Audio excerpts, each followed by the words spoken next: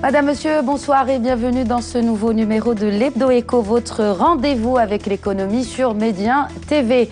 Plus la date du 31 mars approche, plus la pression est à son comble. Il faut boucler les travaux extra-comptables pour permettre aux organes sociaux de se prononcer sur les comptes annuels et le résultat fiscal de l'exercice 2016. Et il n'y a pas que du côté des experts comptables que l'année démarre sur les chapeaux de roue. Du côté de la Direction générale des impôts aussi, 2017 sera une année chargée. Mise en place des télédéclarations, mais aussi, et c'est là où le bas blesse parfois, l'intensification des contrôles fiscaux dans la foulée de l'année passée. Alors, doit-on avoir peur du fisc? Quelles sont les nouveautés cette année? Comment les entreprises s'organisent-elles pour se conformer à l'obligation de cette télédéclaration? Où en est la loi cadre fiscale proposée par la CGEM? Quel modèle fiscal idéal pour booster notre machine économique? Fisc, les bons comptes font-ils toujours les bons amis? C'est le thème du numéro de ce soir de l'Hebdo Éco que j'aurai le plaisir de discuter avec mes invités ce soir. Abdelkader Boukhris, bonsoir. Bonsoir. Alors vous êtes expert comptable mais aussi président de la commission fiscalité à la CGEM. Bienvenue à vous. Merci. Également sur ce plateau, j'ai le plaisir de recevoir Nabil Khdar. Bonsoir. Bonsoir. Vous êtes directeur de la facilitation du système d'information et de la stratégie au sein de notre direction générale des impôts. Bienvenue à vous aussi. Merci. Également sur ce plateau, Mehdi Fakher, bonsoir. Bonsoir. Alors vous êtes économiste, expert comptable et commissaire aux comptes. Bienvenue à vous aussi. Merci. Et j'ai également le plaisir de recevoir le trésorier de l'Ordre national des experts comptables, Ahmed Chahbi, bonsoir. Bonsoir. Bienvenue à vous également. Merci. Alors, une première question avant de s'attaquer aux chiffres des recettes fiscales. Doit-on, messieurs, avoir peur du fisc? Monsieur Boukhris. Écoutez, je ne pense pas qu'il faut avoir peur du fisc parce que l'administration fiscale est une direction du ministère des Finances, comme toutes les autres directions, qui a des prérogatives, qui est là pour veiller à la bonne marche de la législation fiscale et à la collecte des recettes fiscales. Maintenant, tout ça doit se faire dans la bonne intelligence et c'est ce qui se passe aujourd'hui. Maintenant, je dirais de temps en temps, il y a quelques frictions avec l'administration fiscale, il faut le dire, mais c'est tout à fait normal. Chacun est dans son rôle. Chacun est dans son rôle. Je dirais l'administration est dans son rôle, l'entreprise est dans son rôle, le corps des professionnels est dans son rôle. Chacun joue son rôle et forcément, à un moment donné, on ne peut pas toujours être d'accord. Donc c'est pour ça que quand il y a souvent des divergences qui sont sur la place publique, c'est des divergences qui sont souvent des divergences constructives. Pas toujours négative. Ce qu'il faut savoir, c'est qu'aujourd'hui, la recette fiscale représente un pan important du budget de l'État. Aujourd'hui, 75%, voire un peu plus, du budget général de l'État est composé de la recette fiscale. Donc forcément, la matière fiscale ou la chose fiscale est au cœur des discussions, au cœur de toutes les activités. Et donc, c'est un levier qui est très important aujourd'hui pour pouvoir avancer. Nabil Khdar, la Direction générale des impôts est-elle perçue comme, je ne dirais pas un gendarme, mais en tout cas, est-ce que vous ressentez qu'il y a effectivement une peur du fisc aujourd'hui? Je ne peux pas le nier complètement. Je pense qu'il y a cette appréhension. En tout cas, l'impôt est...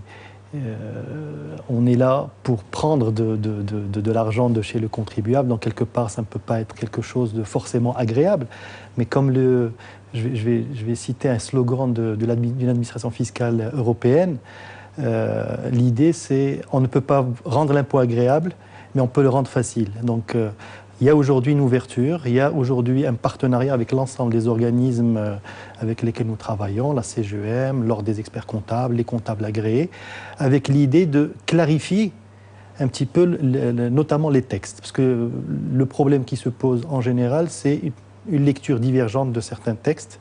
Et donc là, nous allons y arriver justement, notamment sur certains textes bien particuliers. Nous sommes franchement dans une stratégie de confiance où on veut simplifier l'impôt, faciliter et communiquer de manière tout à fait normale et complète pour que les gens comprennent ce que c'est que l'impôt d'abord et comprennent ce que sont leurs obligations fiscales. Et on est là pour les simplifier, pour les accompagner.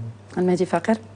Moi, je dirais que la Direction générale des impôts, c'est l'appareil en charge de l'exécution des textes fiscaux, du suivi de l'exécution des textes fiscaux. Donc, de ce fait-là, nous ne pouvons pas aujourd'hui faire, je dirais, assimiler l'appareil fiscal ou le comportement de l'appareil fiscal en quelque sorte, à la perception de l'impôt. Il ne faut pas oublier que l'impôt, avant tout, le paiement de l'impôt, c'est un devoir civique de chacun de nos concitoyens. Qui leur permet de s'acquitter un peu de leurs devoirs vis-à-vis de la collectivité. Et il permet à l'État de disposer des moyens financiers nécessaires pour assurer son rôle d'État. Il ne faut pas oublier que beaucoup de nos concitoyens aujourd'hui, ils ont toujours cet amalgame entre le paiement de l'impôt et la contrepartie. Ceci est archi faux dans la mesure où les personnes qui bénéficient de l'effort financier de l'État ne sont peut-être pas des contribuables. Donc aujourd'hui, la perception de l'impôt doit être différente de la perception de l'appareil en charge. Et je crois que certains viennent de le préciser. Il y a un effort en matière de facilitation, en matière de vulgarisation des dispositions fiscales et surtout en matière de, je dirais, un petit peu de facilitation de nos concitoyens pour qu'ils puissent s'acquitter de leurs devoirs dans de bonnes conditions. Monsieur Chaibi.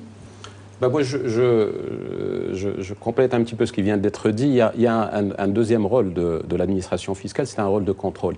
Et par conséquent, donc, cette peur, on peut dire qu'elle existe quelque part dans cette relation-là, parce qu'il y a un contrôle qui doit être fait, c'est-à-dire si on doit contrôler si on respecte très bien donc, cette réglementation fiscale.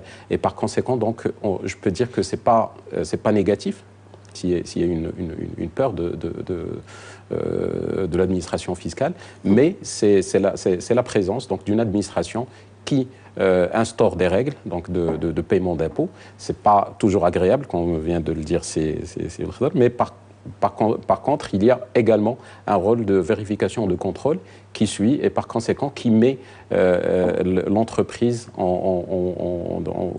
c'est-à-dire à ce niveau-là comme étant une relation, je dirais, entre les deux partenaires, mais également il faut qu'il y ait cette peur. Donc, alors, je pense que c'est très positif. J'aimerais revenir sur justement le rôle qu'a évoqué M. Bouchrech des impôts dans notre budget global, et j'aimerais revenir là sur les chiffres de l'activité en 2016, des chiffres nettement orienté à la hausse, mis à part la TVA qui fait défaut, malgré, on peut le dire, un contexte économique atone. Toutes les recettes, comme on peut le remarquer, sont orientées à la hausse. Les recettes globales chiffrent une hausse de plus de 2,8%. L'impôt sur le revenu, plus un peu plus de 5%. Recettes de l'impôt sur les sociétés, l'IS, plus 5,4%. Une réaction, messieurs, sur ces chiffres et encore une fois, en prenant en compte que la croissance économique de notre pays a été beaucoup plus faible que les années précédentes. Alors, effectivement, les chiffres sont en augmentation, donc je pense qu'il faut s'en réjouir. Je voudrais juste corriger un point, en tout cas apporter une précision sur la TVA. Parce que la TVA est également en augmentation.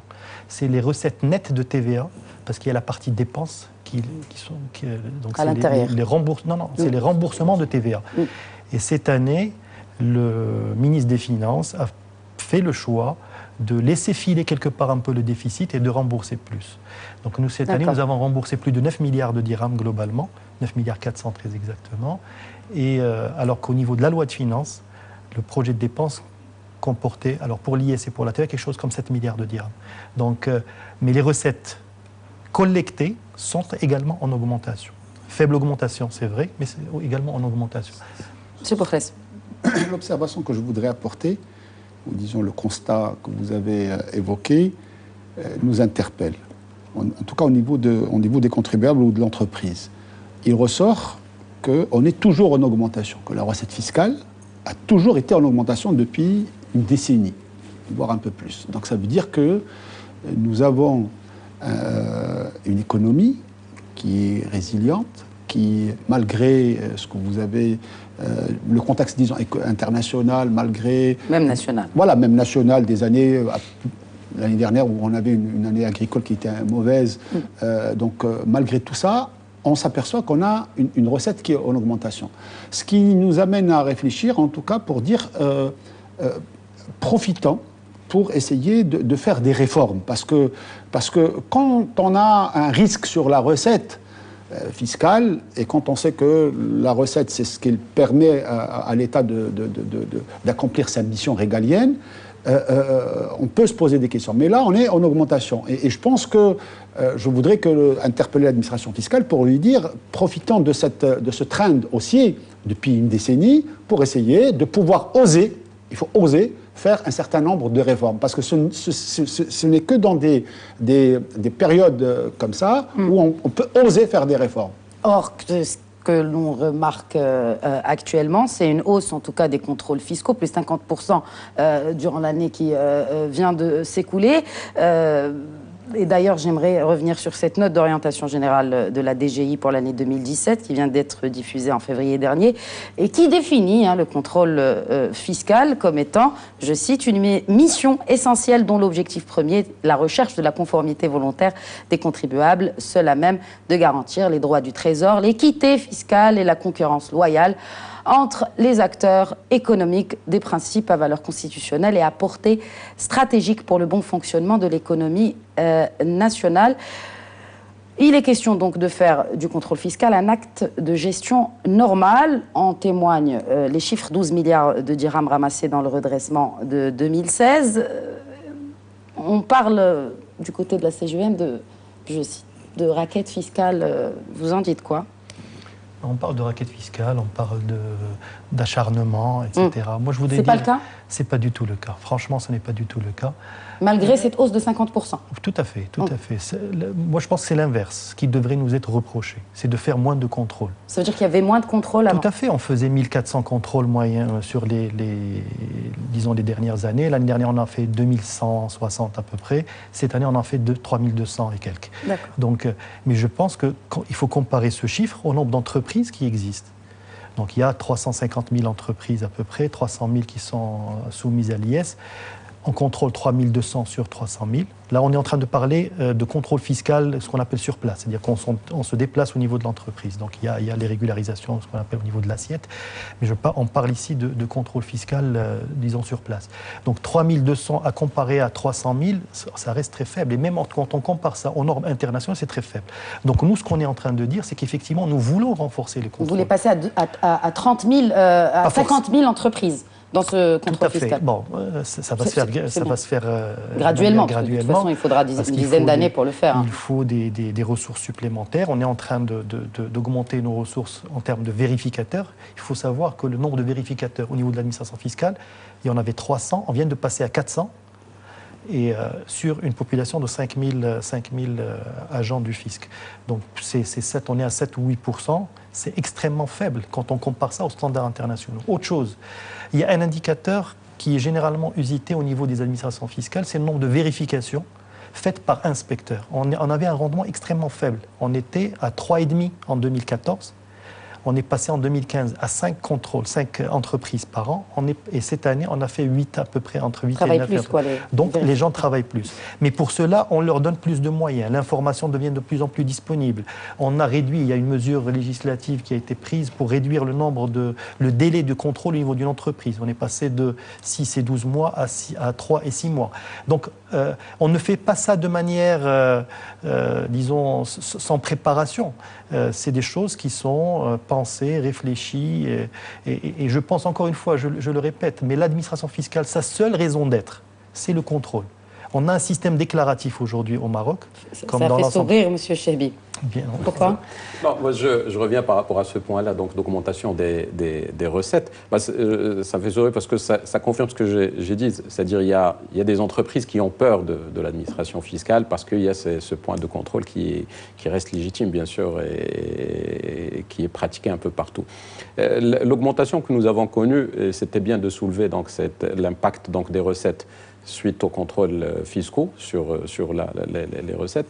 On peut dire que nous avons des augmentations, je dirais, très correctes par rapport à ce qui se passe ailleurs, dans d'autres pays peut-être qui connaissent un développement économique beaucoup plus important que le nôtre.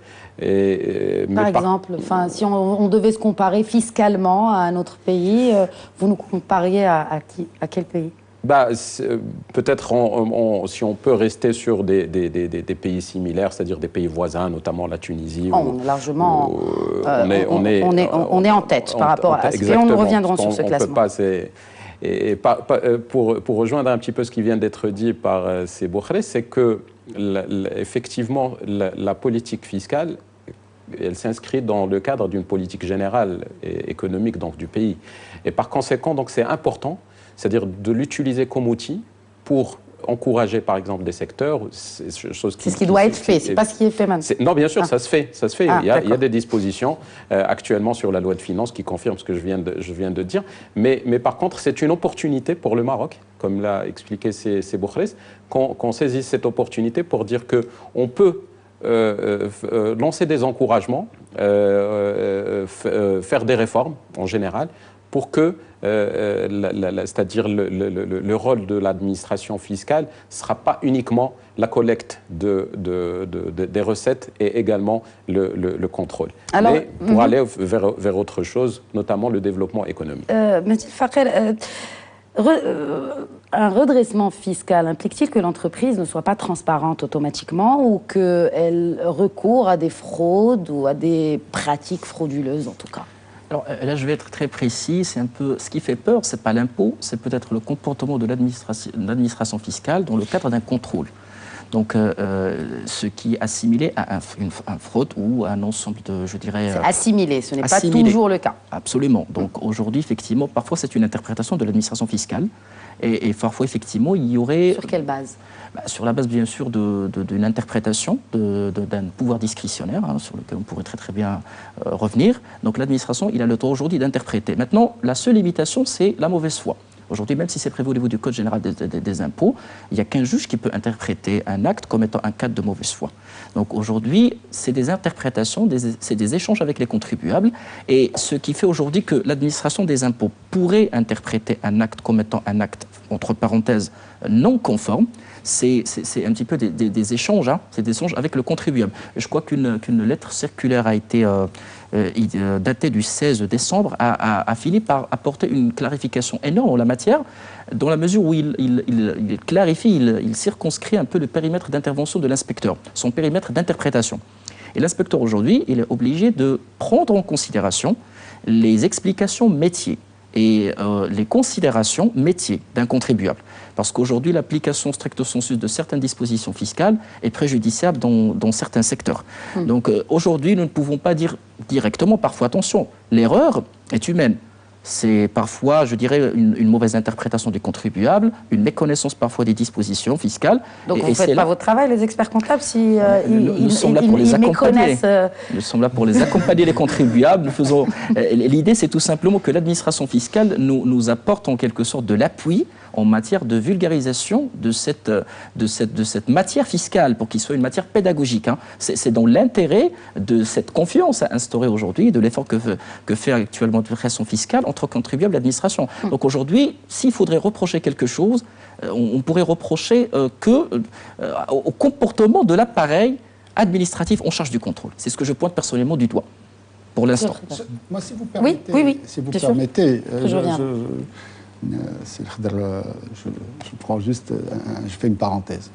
Je voudrais d'abord corriger le terme racket. Nous, au niveau de la CGM, nous n'avons jamais utilisé ce terme racket. Ça a été utilisé. Voilà, alors, ce qu'on a utilisé, et nous l'avons dit d'une manière, je dirais, transparente, c'est l'acharnement.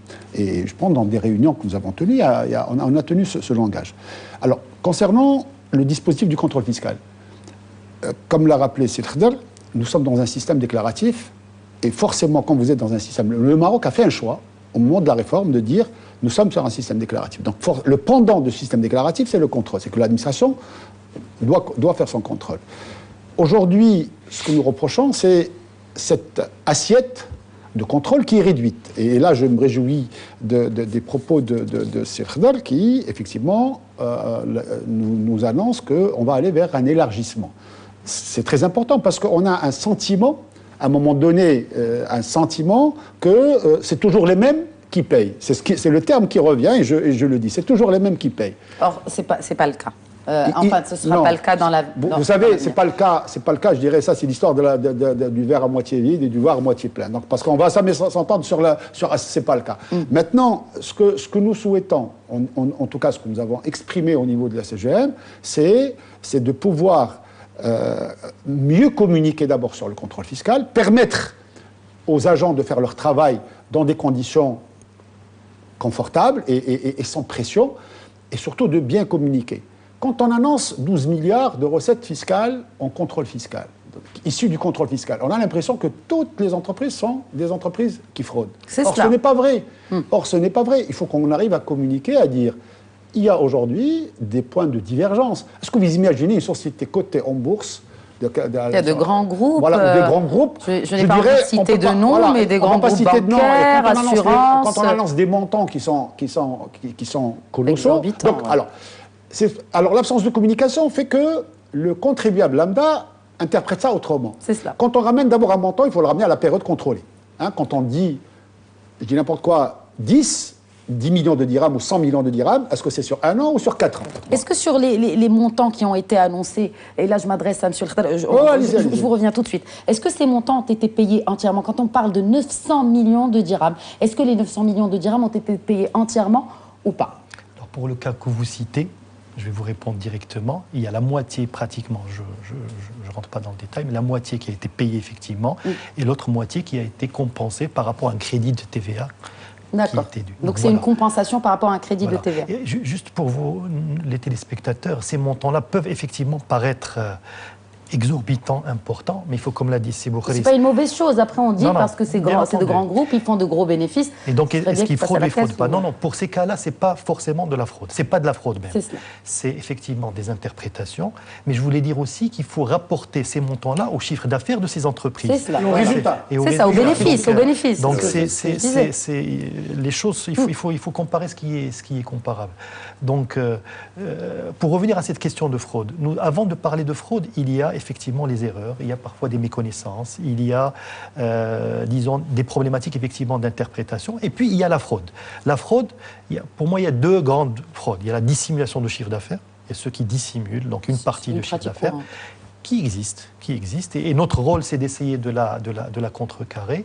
Et puis, il y a ceux qui essayent de maximiser leurs charges en usant de fausses factures, etc.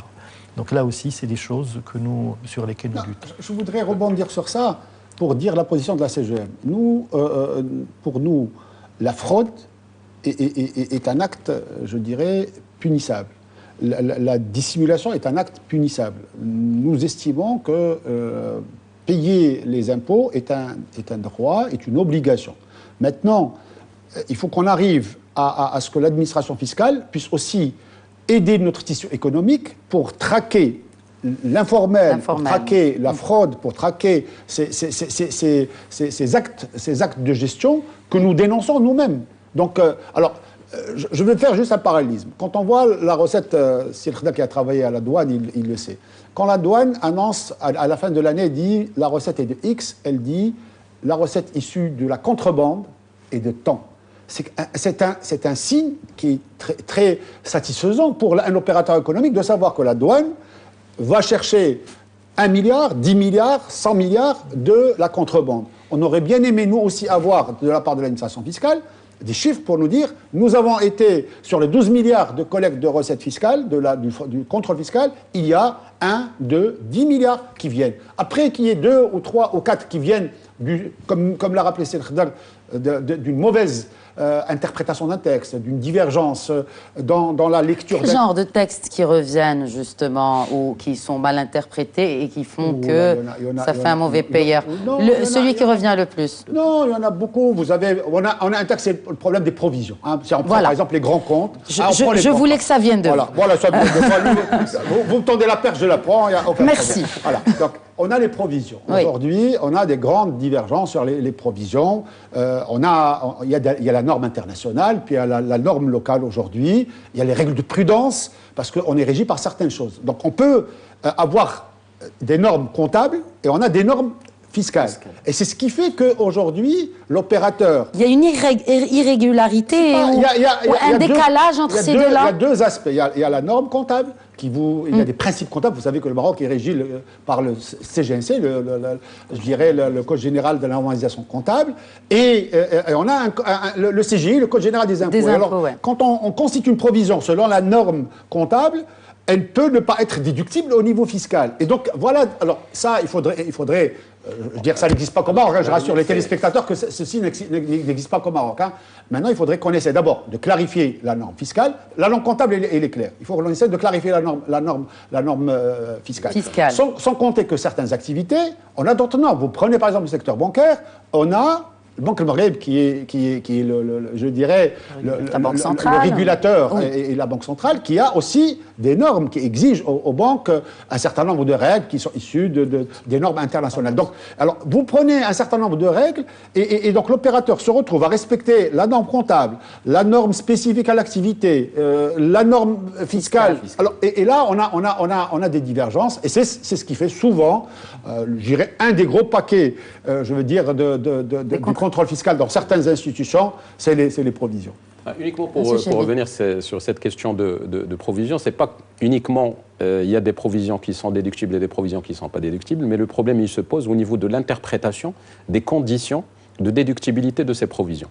C'est-à-dire nous avons, je m'explique, nous avons la réglementation comptable, donc le CGNC, donc, qui nous permet bien sûr de passer des provisions conformément donc, à la norme comptable, également conformément à d'autres normes d'activité. Mais le problème qui se pose, au moment là où moi je peux décider comme entreprise si cette provision elle est déductible ou pas, j'ai d'autres conditions qui sont prévues au niveau du CGI, du Code général des impôts. Mais le problème, c'est qu'à un certain moment, c'est une interprétation de ce texte-là qui peut rejeter la déductibilité de cette provision. Donc qui ne passe pas au niveau donc, du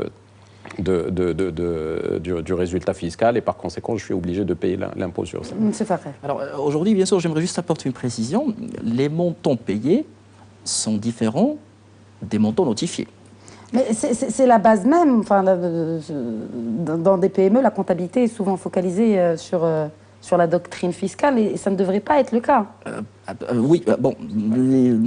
C'est pas totalement vrai. Moi, ce que j'aimerais bien passer comme message, c'est que l'administration fiscale, il a la latitude d'interpréter positivement en faveur de l'entreprise à travers, en quelque sorte, cette différence entre un montant notifié, suite à un contrôle fiscal, et un montant payé. Donc, généralement, dans les arrangements transactionnels, c'est un petit peu cette marge de compréhension. Donc, aujourd'hui, profitons de cette marge pour édicter des règles fiscales pérennes.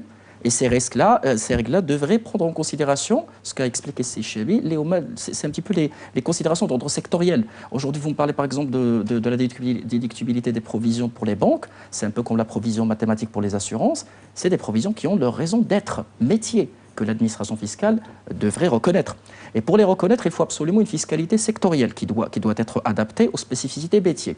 Aujourd'hui, ce qui est frustrant chez les contribuables, c'est que l'inspecteur de l'administration fiscale débarque avec une manière de voir les choses. Il est farouchement jaloux pour ce qui est un petit peu de sa piste d'audit. Il faut absolument aujourd'hui qu'il puisse avoir sa piste d'audit à lui pour qu'il puisse procéder à ces vérifications fiscales.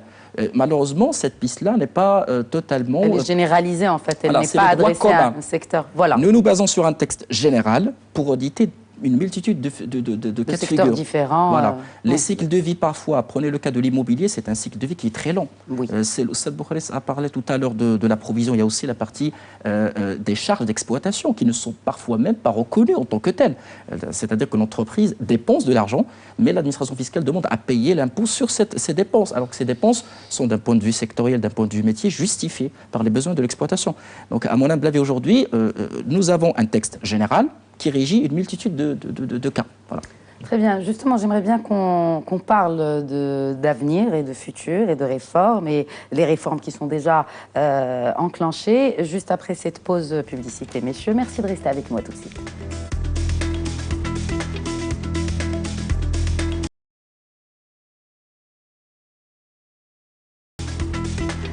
Madame, Monsieur, bonsoir et bienvenue à cette deuxième partie de l'Hebdo Éco que nous consacrons aujourd'hui au fisc, à la fiscalité et aux nouvelles réformes entamées par la Direction générale des impôts. Monsieur El Khdar, vous pouvez nous parler de ces réformes. Qu'y a-t-il de nouveau pour 2017 ? Alors, je voudrais préciser d'abord une chose. La politique fiscale, ce n'est pas la Direction générale des impôts. La politique fiscale, c'est l'apanage du gouvernement et du Parlement. Donc, pour être clair, parce que tout à l'heure, il y a des choses qui ont été dites. Qu'on applique par la suite. Bien entendu, quand c'est voté, on l'applique. Nous, on est chargé de l'application. Bien sûr, on peut nous faire des remontrances par rapport à l'application. Et là, nous sommes en train de nous améliorer, disons. Alors, pour ce qui est des réformes 2017, comme vous le savez, il n'y a pas de loi de finances, mais il y a un décret. Il y a un certain nombre de mesures qui sont entrées en vigueur. Je pense sur votre plateau, Monsieur le ministre en a cité quelques-unes il y a quelques mois. Je vais les reciter. Il y a d'abord, pour le secteur industriel, une mesure IS 0 pendant 5 ans. Il y a la mesure de l'exportateur indirect. Il y a un régime fiscal pour les OPCI, donc les organismes de placement collectif en immobilier. Là aussi, c'est pour booster l'investissement dans l'immobilier locatif. Il y a une mesure importante. La CGEM parle beaucoup de fiscalité de groupe. Donc nous avons une mesure, c'est un début, où on a instauré la neutralité fiscale en matière de transfert d'actifs entre filiales d'un même groupe.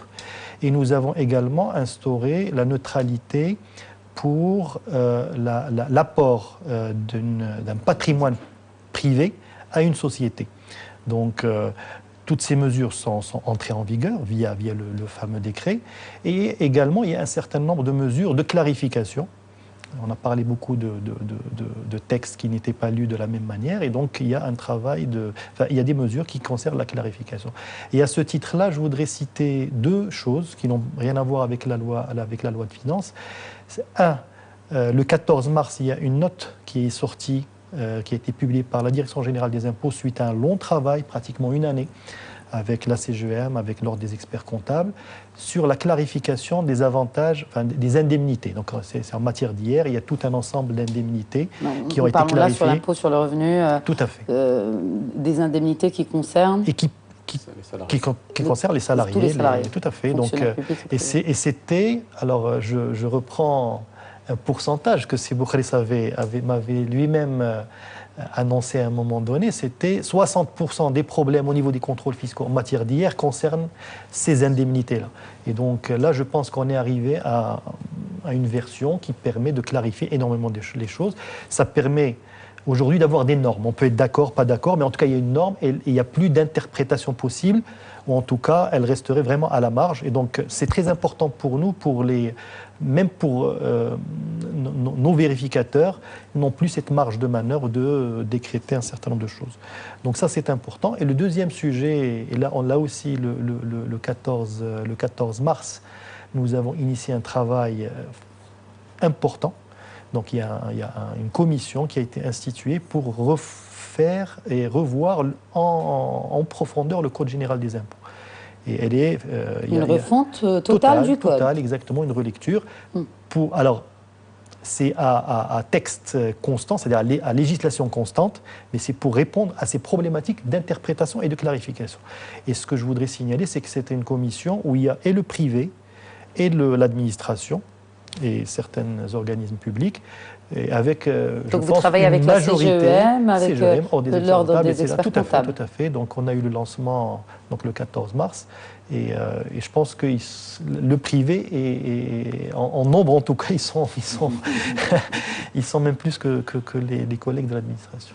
Monsieur Boukhris. Moi, je voudrais d'abord profiter et rebondir un peu sur ce qu'il disait Sil Khdar, pour féliciter l'administration fiscale sur effectivement la note de service qui est sortie récemment, le 13 ou le 14 mars dernier, et qui effectivement vient clarifier un certain nombre de divergences qui existaient. D'abord, il y avait des divergences dans l'interprétation du texte lui-même, donc du Code général des impôts et particulièrement l'article 57. Et ensuite, on avait une divergence entre la réglementation sociale, c'est-à-dire la CNSS, et la réglementation fiscale, qui étaient deux mondes différents et donc séparés. Donc un opérateur se trouvait à faire sa fiche de paie, la fiche de paie de ses salariés selon la réglementation sociale, et il devait refaire le calcul selon la réglementation fiscale, ce qui était fastidieux, voir son système d'information, les problèmes un certain nombre de problèmes. Donc là, vraiment, je félicite la Direction générale des impôts pour ce travail courageux, parce qu'il faut le dire, c'est un travail de longue haleine. Ça fait 1 an qu'on a mis en place une commission et qui a abouti à ce travail. Je rebondis aussi sur le chantier qui a été lancé pour la clarification, ou disons, je ne vais pas dire la réécriture du Code général des impôts. Et là aussi, c'est un excellent travail et on se réjouit. Maintenant, concernant les nouveautés. Alors, c'est vrai que Selkhder a annoncé un certain nombre de nouveautés qui sont consignées dans le fameux décret. Sauf que on s'aperçoit qu'il n'y a pas beaucoup de nouveautés, et le peu qu'il y a sont tributaires de textes réglementaires. Quand on voit aujourd'hui, mais ça, c'est pas du ressort de la DGI, hein, je l'atteste. C'est le fait qu'on n'ait pas de loi de finances aussi. Non. Aujourd'hui, il y a un décret, ça veut dire que si vous prenez 2 mesures importantes, qui est l'exonération des industriels pendant 5 ans et l'extension de l'exonération aux exportateurs indirects. C'est 2 mesures qui sont importantes, qui ont été demandées par la CGM, qu'on a eu, je dirais, des discussions avec la DGI, des discussions avec le ministère du Commerce et de l'Industrie. Ça a été annoncé lors des assises de l'industrie. Donc tout ça, c'est très bien. Sauf qu'aujourd'hui, sur le terrain, on attend un décret ou un arrêté du ministre du Commerce et de l'Industrie pour définir quelles sont les activités qui sont éligibles. Donc vous imaginez que le décret est sorti le 31 décembre, qu'on est au mois de mars, bientôt un trimestre est déjà écoulé, et qu'on ne sait pas qui sont les opérateurs, qui sont les industriels, qui sont éligibles à cette exonération de l'IS. On n'arrive pas à comprendre. La deuxième chose, pour les exportateurs indirects, la même chose. Surtout, ouais. On a la même chose. Cette disposition est soumise à un arrêté par voie réglementaire qui doit. Donc ça veut dire que quelque part, malheureusement, cette panne politique que nous avons aujourd'hui nuit à l'exécution de ces mesures fiscales. Donc on les a sur papier, elles y sont, mais elles ne sont pas applicables. Elles ne sont pas applicables. Ni applicables, encore moins appliquées, certainement. Donc voilà. Maintenant sur je dirais, le projet de la loi de finances, et je voudrais profiter de la loi de finances 2017, qui pour nous, en tout cas en tant que CGM, pour nous, ce projet aujourd'hui, il est obsolète. Parce qu'on ne peut pas imaginer qu'après 3 mois déjà passés, qu'on puisse parler de dispositions qui ont été pensées au mois de juillet de l'année dernière. Et on va bientôt passer au mois de juillet pour parler de la loi de finances de 2018. Donc vraiment, on est dans une situation très ambiguë. Et en tout cas, au niveau de la CGM, nous sommes en train de réfléchir parce que est-ce qu'on va encore aller vers le Parlement pour parler d'une loi de finances qui sera appliquée au mois de juillet, au mois d'août, et que tout de suite, on sera en train de parler de la loi de finances de 2018. Donc il y a probablement une mécanique, et nous regrettons, parce que ce qu'on regrette, c'est que le Maroc était parti, l'économie marocaine était partie sur un bon trend. Rappelez-vous, au mois d'octobre de l'année dernière, on parlait d'un taux de croissance de 5%. Aujourd'hui, nous sommes déjà à 4,5%. Heureusement qu'on a une pluviométrie qui est au rendez-vous et qui nous permet. Alors, si derrière les leviers, qui sont le levier fiscal, qui est important, qui est incitatif, qui permet à notre économie, c'est quand même un moteur important de croissance, qui permet la création d'emplois, la création d'investissements, on n'a pas de mesures fiscales applicables, donc ça veut dire qu'on va ressentir ces effets-là. En 2018 ? Deuxième trimestre 2017, vous verrez que les prévisions en taux de croissance seront probablement revues à la baisse. Parce que nous n'avons pas d'incitation, nous n'avons pas les leviers, les moteurs de croissance sont aujourd'hui en panne. Mehdi Fakher. Bon, effectivement, cette année elle est relativement particulière. Comme l'a si bien dit Abdelkader, effectivement, il y a 2 mesures phares qui malheureusement n'ont pas été accompagnées par des textes, je dirais, réglementaires. Il y a bien sûr la mesure qui concerne les OPCI qui est très intéressante, qui va permettre un petit peu de promouvoir l'immobilier locatif, il va permettre un petit peu de donner un coup de pouce à ce secteur. Mais bon, comme la fiscalité en soi-même, c'est un mix entre, je dirais, législative, réglementaire et administratif. Donc effectivement, lorsque une partie de ce dispositif, de cet écosystème est en panne, malheureusement, c'est compliqué d'imaginer un décollage. C'est-à-dire, il y a par exemple des mesures qui sont très très intéressantes par le passé. Prenons le cas par exemple de l'exonération de la TVA pour le démantèlement des aéronefs. C'est une mesure unique, singulière, mais qui n'a pas été promue à l'extérieur. Nous savons très bien qu'au Maroc, nous n'avons pas cette industrie. Donc c'était typiquement quelque chose qui aurait dû être porté par nos diplomates à l'extérieur. C'est quelque chose qu'on devrait vendre à l'extérieur. Mais malheureusement, ça n'a pas été suivi. Et nous allons peut-être nous transformer en Inde. C'est le cas de l'Inde. Ils ont un système fiscal approprié pour le démantèlement des paquebots et ainsi de suite. Justement, vous me faites penser à quelque chose. Je pense aux multinationales qui sont au Maroc. Comment sont-elles... Comment procède-t-on, en tout cas, pour récolter les impôts de ce genre d'entités? Ils ont des filiales au Maroc qui sont des sociétés de droit marocain. Donc tous les bénéfices qui sont... C'est clair. Alors là, vous abordez un sujet des multinationales. On aurait pu l'aborder sur la première partie, sur le problème des contrôles fiscaux. Et non, je ne parle pas de contrôle fiscal, je parle parce que c'est important de le dire, parce qu'effectivement, il y a aussi un petit aspect sur les prix de transfert, ce qu'on appelle les prix de transfert, et qui sont aussi des points de redressement très importants, et qui est une problématique transversale. Pas que le Maroc, je dirais... Vous savez, aujourd'hui, parce que vous parlez de multinationales, aujourd'hui, on est dans l'ère de la mondialisation. De la démondialisation au vu des changements géopolitiques. Voilà, la digitalisation, le e-commerce, et donc forcément, aujourd'hui, chaque administration est là pour appréhender l'impôt qui trouve sa source dans son économie. Et là, la difficulté réside, et je pense que là aussi, il y a des chantiers... Il y a de l'argent qui échappe au fisc de ces multinationales, ou pas? On ne peut pas généraliser. Non, pas toutes, mais... Tout notre travail, c'est effectivement de contrôler, de nous assurer que ces prix de transfert correspondent à une réalité. Juste une précision, aujourd'hui, toute entité productrice de richesse ou exerçant une activité économique, elle est, je dirais un petit peu, il est repéré d'un point de vue fiscal, même s'il ne dispose pas de la personnalité morale. Je prends le cas de Sécursal, des bureaux de représentation, des agences. Ce n'est pas des sociétés, mais c'est des personnes fiscales. Très bien. Donc aujourd'hui, ce problème ne se pose pas. Aujourd'hui, il y a bien sûr cette histoire de réciprocité. Donc ça, c'est la fiscalité internationale, c'est les conventions de non-double imposition. Et le Maroc, il a adhéré aux conventions de l'OCDE en matière de contrôle et d'échange électronique. Voilà, donc même si vous parlez aujourd'hui de personnes qui pourraient échapper à l'impôt, donc avec l'adhésion du Maroc aux conventions de l'OCDE, ils devraient certainement être repérés. Très bien.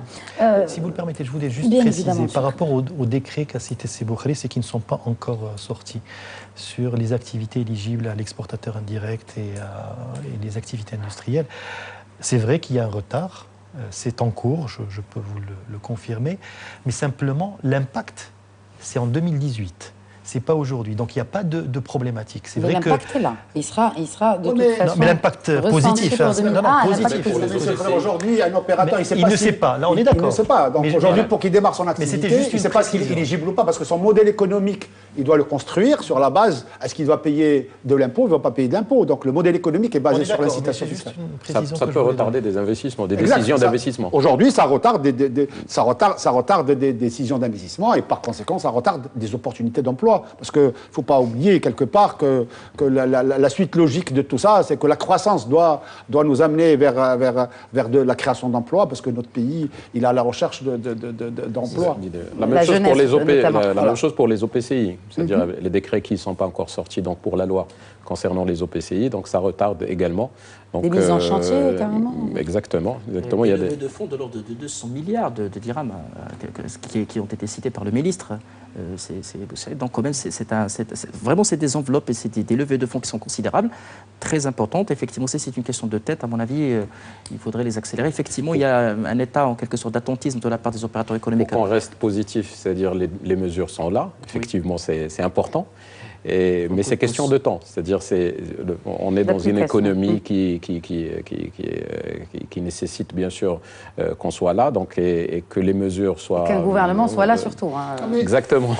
Je voudrais juste sur un point de vue de réforme, parce que cette question de réforme, il y a la réforme qui est attendue de par la loi de finances, et les lois de finances qui vont venir, mais il y a aussi des réformes structurelles qui sont, je dirais, de la politique fiscale. Aujourd'hui, nous n'avons pas, comme l'a rappelé Sir Khadr à juste titre, aujourd'hui, c'est-à-dire la politique fiscale est du ressort du gouvernement, et nous attendons avec impatience la mise en place d'un gouvernement pour qu'il puisse nous éclairer. Parce que nous, aujourd'hui, on a une fiscalité qui a connu un certain nombre de réformes, c'est une fiscalité jeune, c'est une fiscalité qui s'inspire de ce qui se passe par ailleurs et qui sont peut-être des choses un peu dépassées aujourd'hui. C'est une fiscalité qui a été pensée à la fin du 19e siècle, et aujourd'hui on est au 21e siècle. La TVA et l'IS, c'est des impôts qui sont archaïques pour nous. Donc aujourd'hui, il faut qu'on essaye... Est-ce que le fait de revoir justement ce code général des impôts, est-ce qu'il changerait ou donnerait un... Si vous permettez, aujourd'hui, c'est pas le code général qu'il faut revoir. Il faut revoir d'abord, est-ce qu'on est vers une fiscalité d'épargne, vers une fiscalité, est-ce qu'on va accentuer la fiscalité du travail, la fiscalité du capital? Est-ce qu'on va pousser le levier sur la fiscalité indirecte? Est-ce qu'on va pousser le levier sur la fiscalité directe? Toutes ces choses... Ces notions sont importantes. On a eu une grande messe qui s'est tenue en 2013, au mois d'avril 2013. C'était les deuxièmes assises de la fiscalité sur lesquelles on a mis sur la table ces sujets-là. Malheureusement, il reste un forum, il y a des recommandations. C'est au gouvernement de prendre la responsabilité et de prendre les orientations et les objectifs. Malheureusement, ça n'a pas été fait. Avec le gouvernement qui est sorti, sortant, on n'a pas eu. Donc je pense que c'est ces signaux-là que l'opérateur marocain attend. Les mesures d'augmenter l'IS, d'augmenter la TVA, de baisser ceci, baisser cela, je ne vais pas dire que c'est secondaire, mais c'est pas aussi important qu'une visibilité. Nous, on a besoin de savoir, est-ce que demain, je dis n'importe quoi, est-ce que demain, on va avoir un impôt sur les grandes fortunes? Alors, quel modèle fiscal, justement, pour booster notre machine économique, quel modèle fiscal, ou en tout cas quelques réformes qui pourraient peut-être aboutir... Le meilleur modèle fiscal, d'abord, c'est un modèle qui soit cohérent avec la politique économique du Maroc. Aujourd'hui, nous n'avons pas, on a une incohérence. Je suis désolé. Aujourd'hui, nous avons une politique. Aujourd'hui, le gouvernement a privilégié, par exemple, des secteurs, veut en faire de certains secteurs des leviers de croissance. Mais en face, on n'a pas une fiscalité qui est adaptée à la TPE en général. Non. La TPE, mettons, regardez l'offshoring aujourd'hui. L'offshoring, les mesures d'incitation ont expiré. Il n'y a rien qui se passe. Donc aujourd'hui, il faut qu'on réfléchisse. Est-ce qu'on veut maintenir l'offshoring comme un levier de croissance ou pas? On regarde aujourd'hui l'automobile. L'automobile, il bénéficie d'un certain nombre d'incitations fiscales, à condition que vous soyez dans la zone offshore ou un truc comme ça. Oui. Maintenant, la disposition qui est venue cette année pour dire l'exonération pendant 5 ans d'IS pour les industriels, on suppose que l'automobile serait probablement dans cette pipe, mais on attend l'arrêté ou le décret. Mais donc c'est la meilleure réforme, madame, c'est celle qui est en cohérence avec la politique économique, avec la politique économique de l'État. Il faut que l'État assume et dise, je veux ça, je prends cette orientation et j'y vais. Quand on a voulu encourager l'immobilier, on l'a fait. On a donné des incitations au secteur immobilier. Voilà, donc je pense que c'est cette je dirais, cohérence qu'on doit avoir entre la fiscalité, la politique fiscale et la politique économique. Il y a beaucoup, ça revient souvent sur ce plateau, cette problématique, je n'ai pas envie de dire cette problématique, mais en tout cas ce point de transversalité, que ce soit des ministères, des départements, mais également, là aussi, que ce soit des réformes ou des visions. Mehdi Fakhrel. Aujourd'hui, j'aimerais bien dire que la fiscalité va réussir ces réformes lorsqu'il est en cohérence également, j'ajoute à ce qu'expliquait Sebo Khalis, aux enjeux socio-économiques de notre pays. Nous ne pouvons pas aujourd'hui imaginer un pays qui a vraiment des mutations sur le plan social sans avoir une fiscalité de transmission, sans avoir des notions telles que le foyer fiscal. Parlons un petit peu de social, d'un point de vue. Bon, c'est vrai que l'initiative de l'auto-entrepreneur, il a tendance un petit peu à généraliser l'assiette et en quelque sorte à combattre l'informel, c'est bien.